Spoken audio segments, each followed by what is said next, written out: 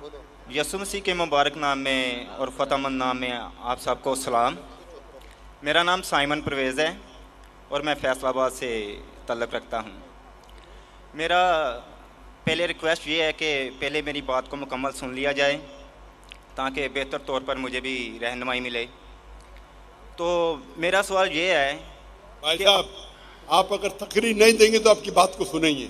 आप अगर तकरीर देने के आए हैं तो ये तकरीर का सेशन नहीं है।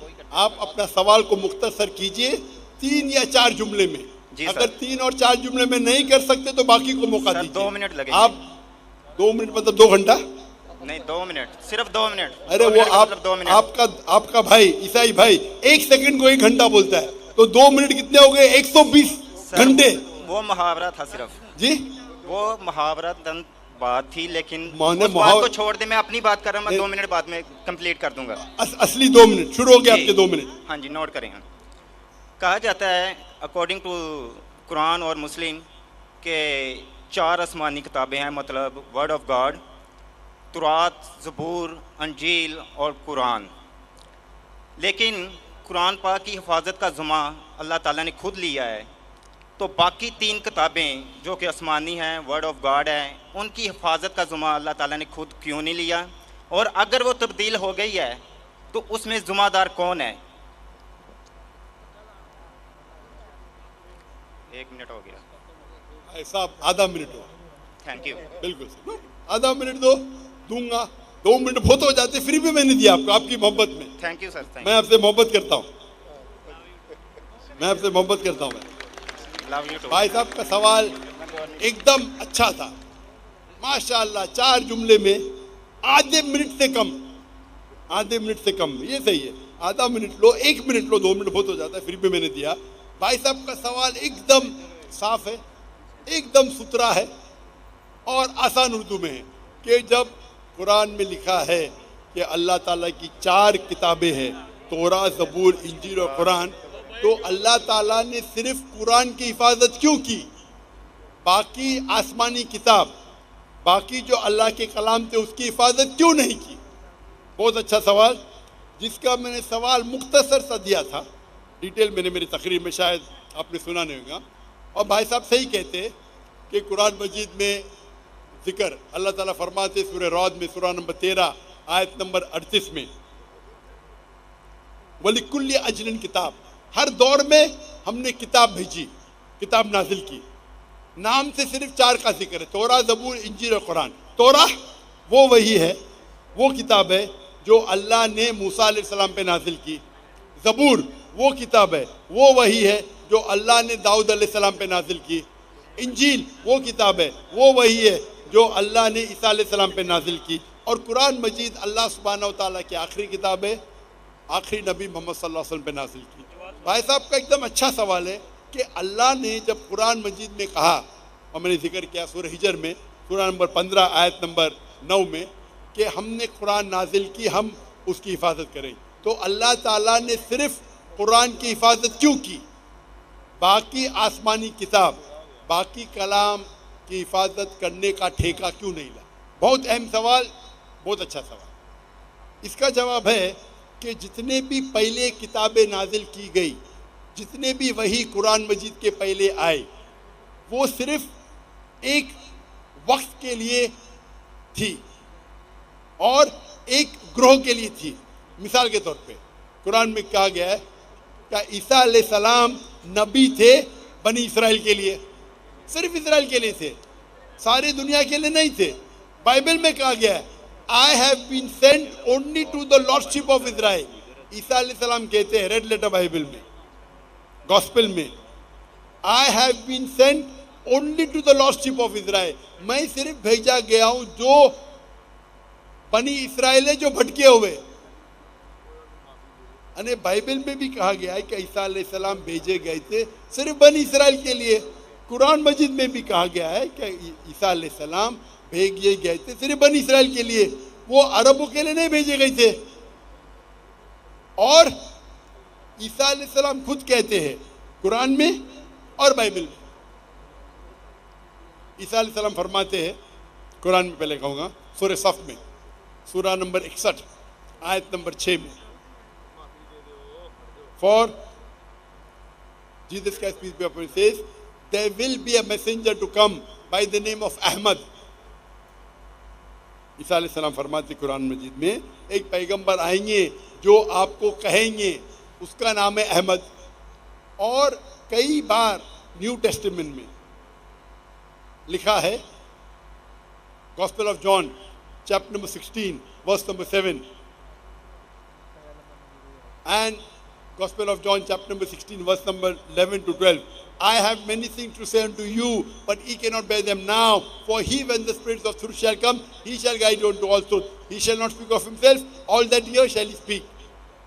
इसमें लिखा है कि मुझे आप, ईसा अलैहिस्सलाम कहते हैं गॉस्पेल ऑफ जॉन में चैप्टर नंबर 16 आयत वर्स नंबर 11, 12, 13, 14 कि मुझे आपको बहुत सी चीज़ें कहना है लेकिन आप अभी नहीं समझ सकेंगे। वो ही when the spirit of truth, जो हक का रुआएगा, वो आपको दिखाएगा, वो आपको समझाएगा। वो अपने आप नहीं कहेगा, जो कुछ वो सुनेगा वो कहेगा, वो मुझे ग्लोरीफाई करेगा, वो मेरी तारीफ करेंगे। ये जो Gospel of John chapter number 16 verse number 11 से 14 है, ये ईसा अलैहिस्सलाम पेशेंट गोई कर रहे मोहम्मद सल्लल्लाहु अलैहि वसल्लम की और कह रहे कि मुझे आपको बहुत कुछ कहना है, आप अभी समझ नहीं पाएंगे। वो जब आएंगे हक के पैगंबर, वो आपको कहेंगे सारे सच्चाई, और वो जो कुछ सुनेंगे अपने आप से कुछ नहीं कहेंगे, जो कुछ सुनेंगे वो कहेंगे और वो मेरी तारीफ करेंगे। आज की तारीख में इस्लाम एक वाहिद गैर ईसाई मजहब है जिसमें फर्ज है हर मुसलमान के लिए क्या वो ईसा अलैहिस्सलाम में माने।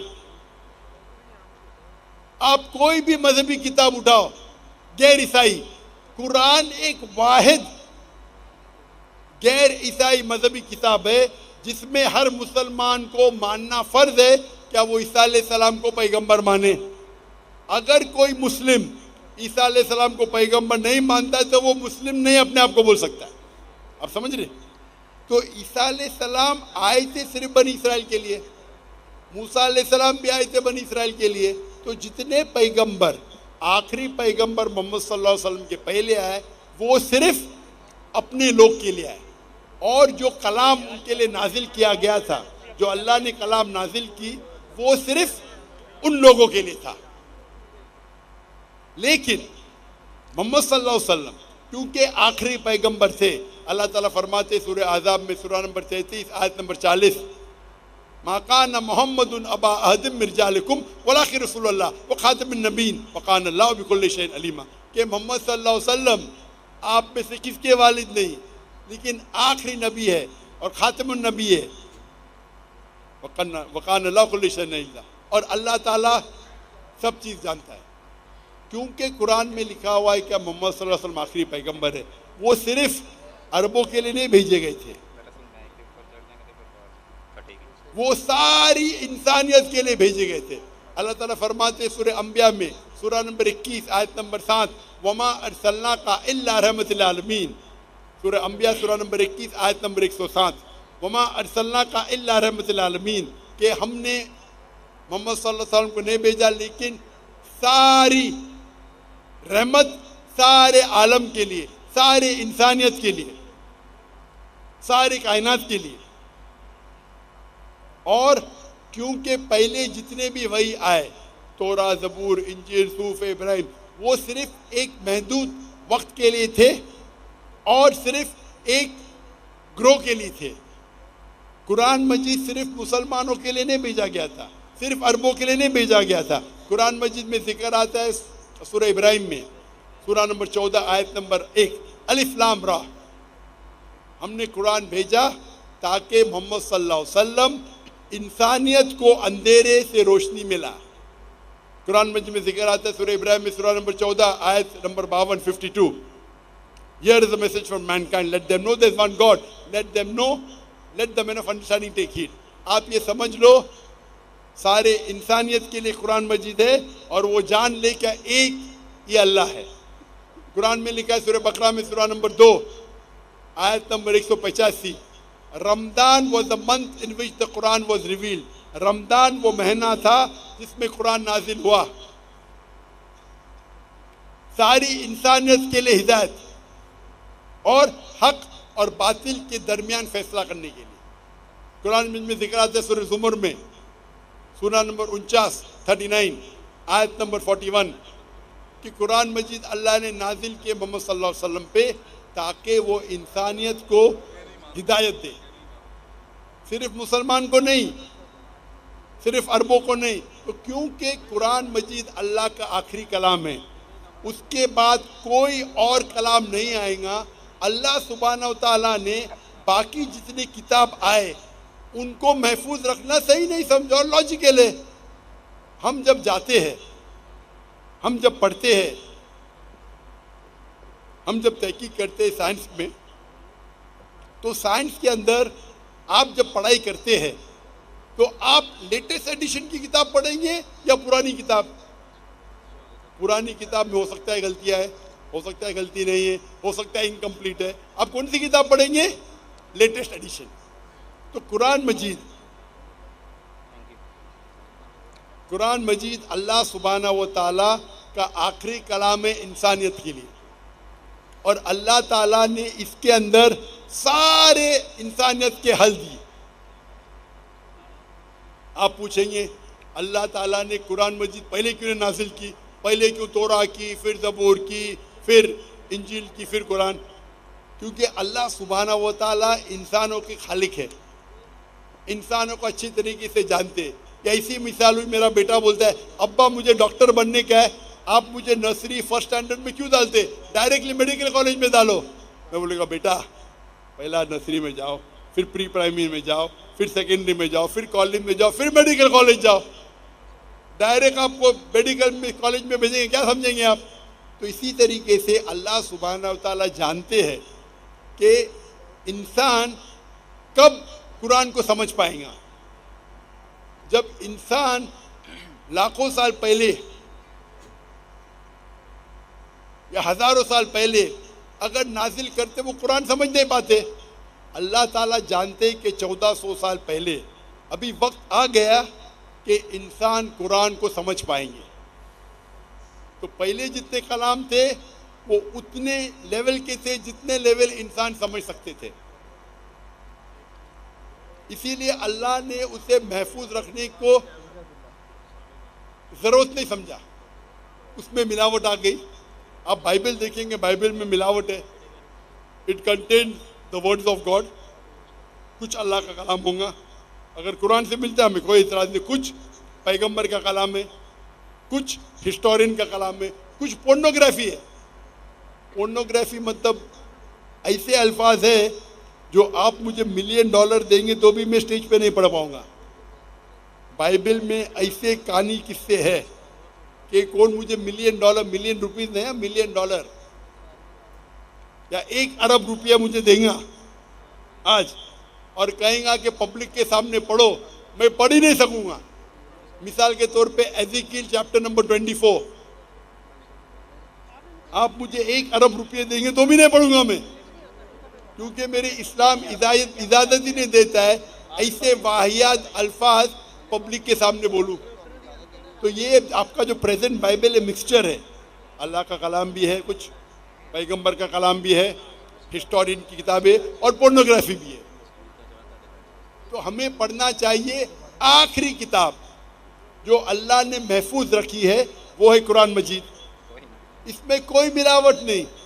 तो आपको पुरानी किताब से क्या दिलचस्पी है? आप जब पढ़ने जाएंगे साइंस में, मेडिकल कॉलेज में या इंजीनियरिंग में, आप बोलेंगे मैं पहला एडिशन पढ़ना चाहता हूँ, तहकीक के लिए पढ़ सकते, नो प्रॉब्लम। लेकिन अमल करने के लिए आप आखिरी एडिशन पढ़ेंगे बस।